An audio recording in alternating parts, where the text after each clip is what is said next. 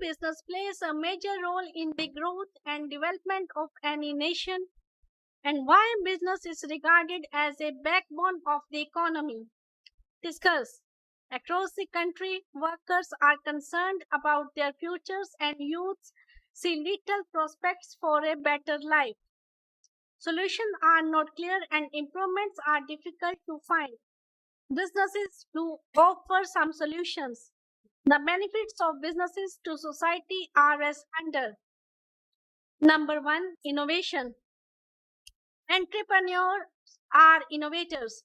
The founder of Airbnb, an American company based in California, found that nobody likes to pay high hotel rates and some people want to make a little money renting out their home, cottage, or room.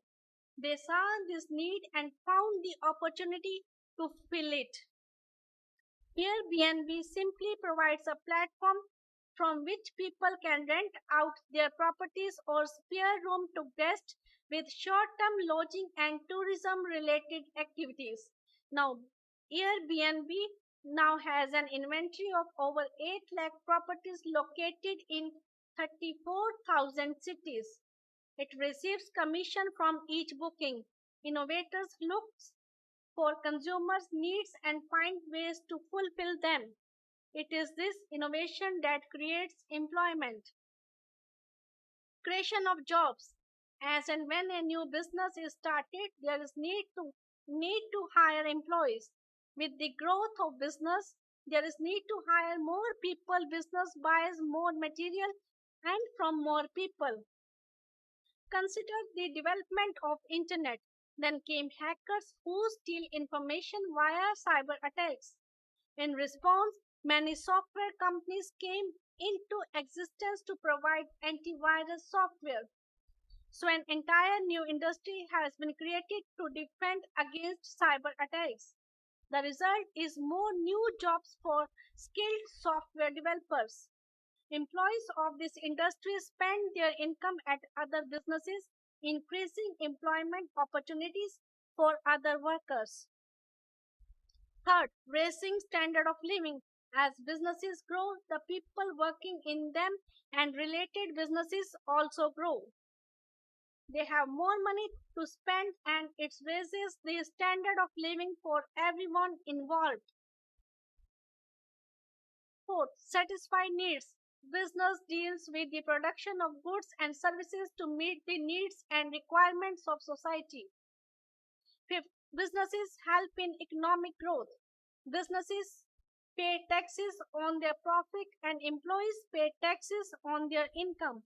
The government uses this tax money, among other things, to maintain the infrastructure of a city, state, or country, roads, bridges, public transport, and services, including police, etc. This spending by government stimulates the economy. Six, inspiration. Entrepreneurs affect the economy positively by inspiring others to achieve. Their example inspires others to seek new ways of doing things. Innovative companies led by inspiring people attract top talent from around the world, thus strengthening the economy. 7. Philanthropy. Businessmen not only earn money for themselves and their employees, they donate to local organizations and charities too. Azim Premji, the founder chairman of Wipro, donated rupees 22 crores per day average in 2020 for the welfare of society.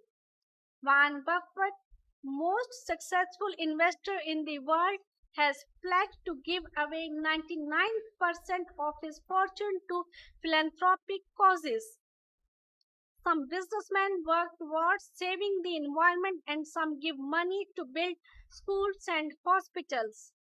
The presence of businesses is indispensable for the individual as well as for the society to survive. Now we will learn what is the critical analysis about the role of businesses in the growth and development of India. through the 1960s, 1970s, and even the 1980s, the general impression was that nations could only be built through government intervention. This was true as per the situation prevalent at that time because the size of private businesses in India at that time was small and the task of building critical infrastructure in a large country like ours was very big. Now, at present, the government wants to build 50 kilometers of highways a day, produce electricity on large scale. Government also wants to build new ports, modernize existing airports. That is, the government aims development in each and every field of the economy. So the question arises, who is going to do this? Obviously, it is not possible for the government alone to accomplish this at its own level. Had it been capable, the government would have already done it. The answer is pretty clear. Public private is going to make this happen for us. Even as India suffers from a serious level of hunger, here is something that is even more worrying. The country wastes 16% of its farm produce. That is, it wastes fruits and vegetables due to weak cold chain infrastructure. Now the question is, can the government stop this wastage on its own? The simple answer is no. We need large scale investment in cold chain and supply chain management to do this, which can only come from the private sector. We also need large scale investments post harvest handling and food processing as well. The government at its level needs to play the role of facilitator in this space. The government should streamline the difficult regulatory provisions restricting the corporates from playing an elaborate role. Corporate social responsibility has become the norm for any big corporate today. Philanthropy is another arena for corporate engagement in national building. In the early days, corporate houses like Tatas, Birlas, and Dalmias were known for their contribution towards setting up schools, colleges, hospitals. Widespread poverty around them was clearly a big motivator for them to contribute for social causes. During the 1960s, 1970s, and even 1980s, running businesses in India was a cumbersome job as businesses were struggling with high taxes and multiple regulations. So, the businesses contributed little to the social cause. Things have changed since then, thanks to the liberalization policy being adopted by the government from time to time. Corporates are more confident now today, both about the present and future, and once again started contributing toward the social welfare and development of the economy.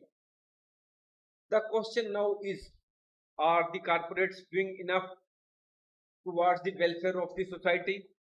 The answer could at best be mixed. Because of strong family bond, Indian parents prefer to transfer their personal wealth to their offspring. Western parents, in contrast, use their personal wealth to promote social causes. We already have seen great examples in corporate philanthropy in the shape of Bill and Melinda Gates Foundation and Warren Buffett. Cultures take a long time to change, but as far as Indian corporates are concerned, we are currently being driven by a strong sense of giving. Azim Premji, the founder chairman of Wipro, donated rupees 22 crores per day average in 2020 for the welfare of society. A rapid scale up in their activities is expected in the days to come. Now, more and more industries are being set up in the private sector, resulting into the employment to more and more people. Innovation is taking place in different industries, different fields, which is resulting in providing more better goods and services to the people and also increasing employment opportunities as new businesses are being set up and as businesses are growing, the people working in them and related businesses are also growing, which is raising the standard of living for everyone involved. The tax received from businessmen and individuals is being spent by the government to develop infrastructure and providing more services to the people, which is stimulating the Indian economy. Thanks for Thanks for watching. If you like our course, please spare some time to give a star rating to our course.